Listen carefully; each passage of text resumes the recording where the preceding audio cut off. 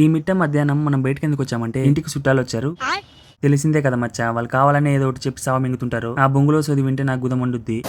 ఎందుకులే అని నేనే బయటికి మింగేసా. ఇన్ని రోజులు లాగ్ ఎందుకు రాలేదంటే మచ్చా, డిప్రెషన్ అనే ఊరికి వెళ్ళా. అక్కడికి వెళ్ళి నేను తెలుసుకుంది ఏంటంటే రీజనే లేకుండా డిప్రెషన్కి వెళ్తున్నా మచ్చా.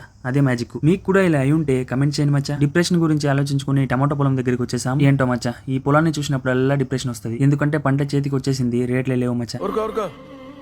ఎద్దులో ఉన్న ఏడిస్తే దరిద్రంగా ఉంటది. ఇదిగోండి మచ్చా మీ లింగరాజు. ఈ కొడుకుని గుమ్మడి తోట నుంచి తీసుకొచ్చి టమాటో తోటకి కాపలాగా పెట్టాం. నాకెందుకో ఈ దరిద్రుడు వల్లే గుడిచిపోతున్నానేమో అనిపిస్తుంది మచ్చా.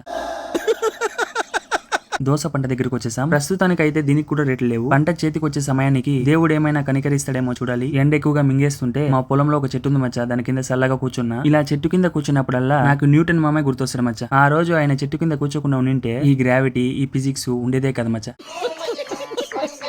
ఇప్పుడు నేను ఇంటికి ఎలా వెళ్తానంటే చుట్టాలు సదేసుకున్నాక మా అమ్మని కాల్ చేయమని చెప్పామచ్చా. అంతవరకు ఇక్కడే కాపురం చేయాలి. ఈ వీడియోకి ఇంతే మచ్చా, ఇంక నేను దిగేస్తా.